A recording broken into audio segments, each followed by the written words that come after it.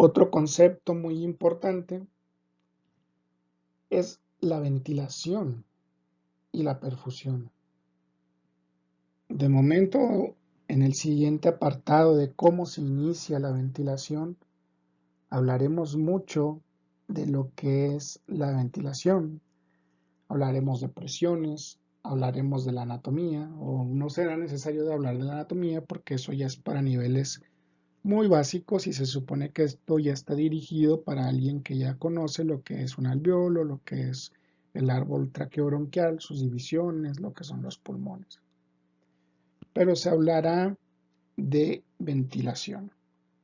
Pero una parte importante de la fisiología pulmonar es también la respiración. Y para que la respiración se dé, se requiere también una adecuada perfusión. Este icono nos muestra un alveolo, un globito grande, distendido, bonito, y nos muestra un vaso pues con un calibre adecuado, y no nos muestra aquí que haya algo interfiriendo el contacto entre alveolo y el vaso sanguíneo. Y suponemos que hay un adecuado flujo de sangre por aquí, que el paciente no está con hipovolemia, etcétera, etcétera.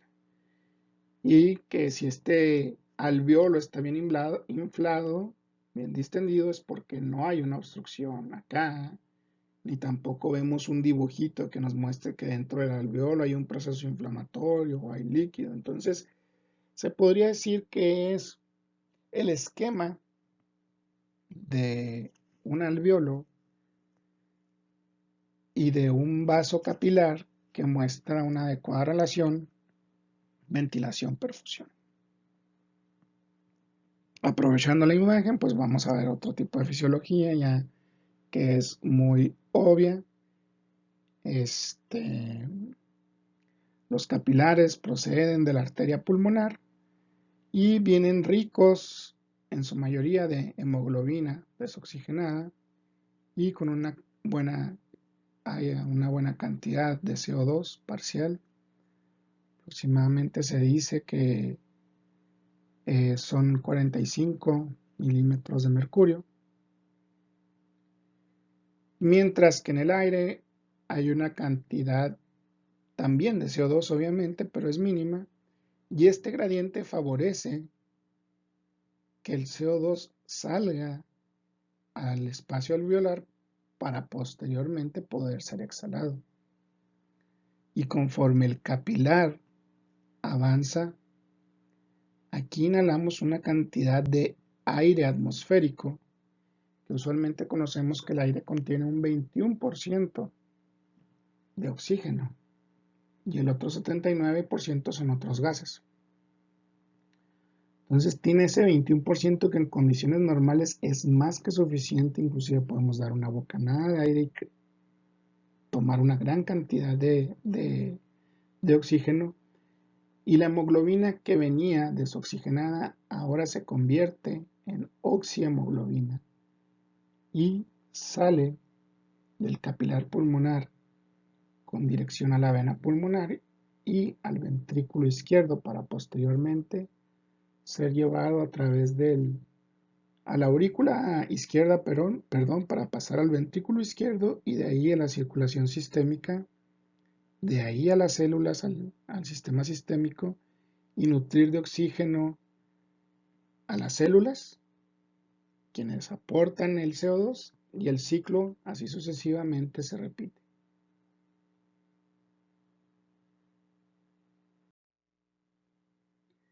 Y las famosas zonas de West.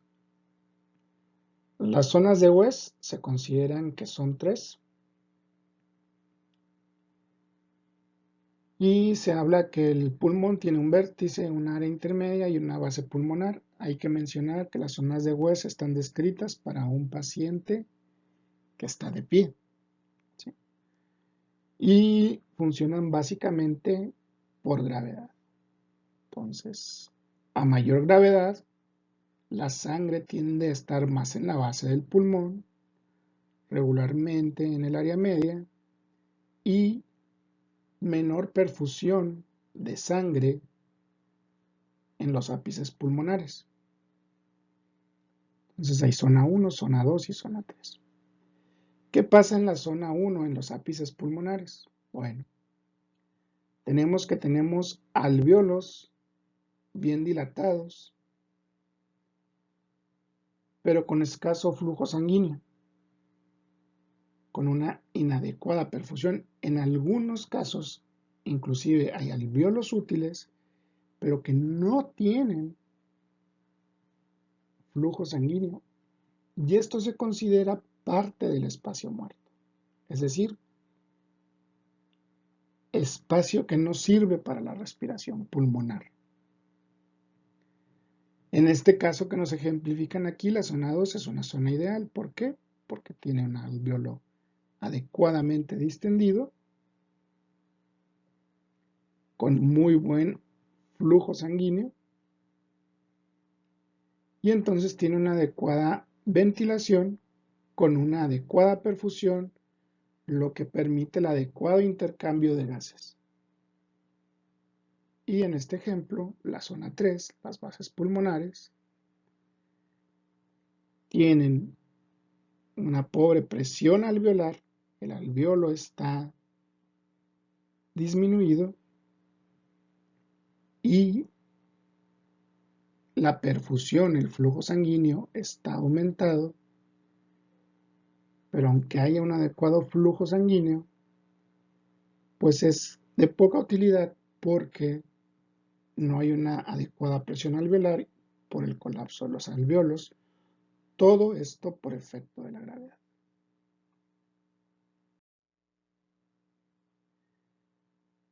Hace años que se habla en el síndrome de distrés respiratorio agudo de los pacientes en decúbito prono y tiene que ver precisamente con esta situación de la ventilación, perfusión, de la relación ventilación-perfusión.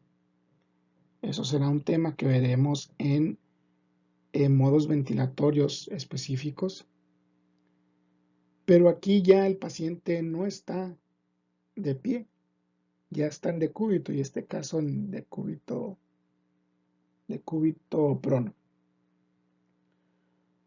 Vamos a reducir el ejemplo de ventilación-perfusión no a un paciente con síndrome de distrés respiratorio agudo para facilitar la comprensión.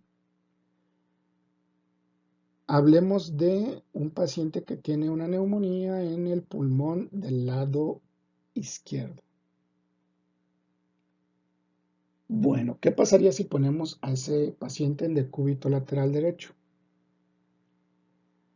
Resulta ser que por efecto de la gravedad, el pulmón derecho tendría una mayor perfusión y en teoría estarías favoreciendo, disminuirías la perfusión del pulmón izquierdo que está dañado, que tiene una neumonía bacteriana, y favorecerías la perfusión del pulmón sano, el pulmón derecho, y por lo tanto favorecerías la ventilación, la relación de ventilación con perfusión, y favorecerías la respiración.